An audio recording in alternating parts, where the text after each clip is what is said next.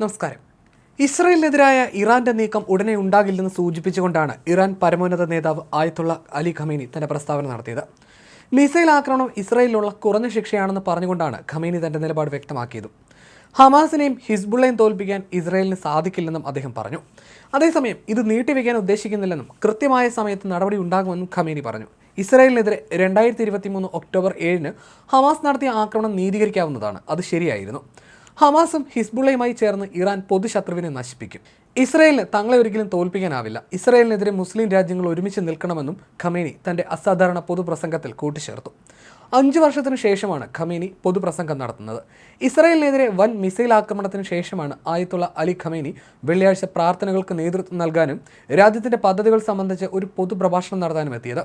Khamenei പരിപാടിക്ക് എത്തുന്നുണ്ട് എന്നറിഞ്ഞതോടെ വലിയ പ്രാധാന്യമുണ്ടായിരുന്നു. ഇതോടെ ഇസ്രായേലിനെതിരായ നീക്കത്തിൽ ഇറാന്റെ നിലപാട് എന്താകുമെന്നും ആശങ്കകൾ ഉയർന്നിരുന്നു.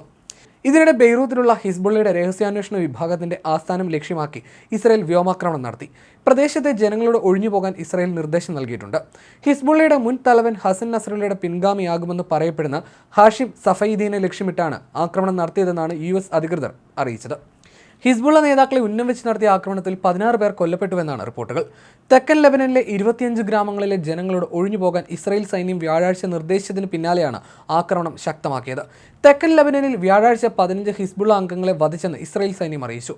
ബിന്ദാദ് ജബീലിലെ മുനിസിപ്പൽ കെട്ടിടത്തിന് നേരെയുണ്ടായ ആക്രമണത്തിലാണ് ഇവർ മരിച്ചത്. ലെബനനിൽ കരയാക്രമണം തുടങ്ങി 2ാം ദിനമായ ബുധനാഴ്ച ഇസ്രായേലിലെ 8 സൈനികർ കൊല്ലപ്പെട്ടതിന് തിരിച്ചടിയായിട്ടാണ് ആക്രമണം ശക്തമാക്കിയത്.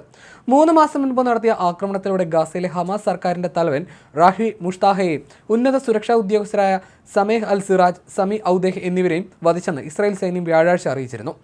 വടക്കൻ ഗാസയിലെ ഭൂഗർഭ അറയിൽ ഒളിച്ചു കഴിയുമ്പോഴാണ് ഇവരെ ഇല്ലാതാക്കിയെന്ന് സൈന്യം അറിയിച്ചു. ഹമാസിന്റെ രാഷ്ട്രീയകാര്യ തലവൻ യഹ്യ സിൻവറുമായി ഏറ്റവും അടുപ്പമുള്ളയാളാണ് മുഷ്താഹ.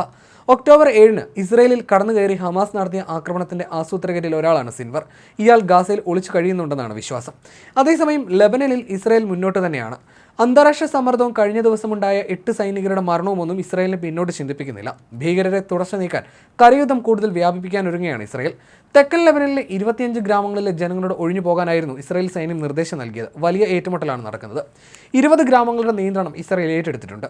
തെക്കൻ ലെബനനിൽ 15 ഹിസ്ബുള്ള അംഗങ്ങളെ വധിച്ചെന്ന് ഇസ്രായേൽ സൈന്യം അറിയിച്ചു.